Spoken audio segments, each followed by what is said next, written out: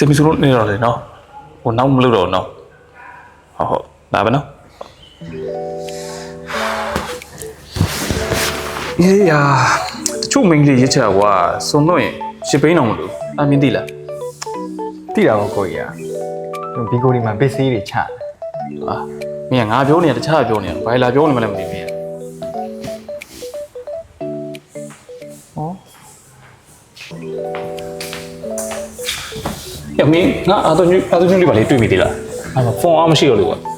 အားလုံးကျတော့မတွေ့မိဘူးကိုကြီးဒါပေမဲ့ဘီကိုဒီမှာ special price တွေနဲ့ရောင်းပေးနေတာကျွန်တော်တွေ့ပြီမှန် ဟာ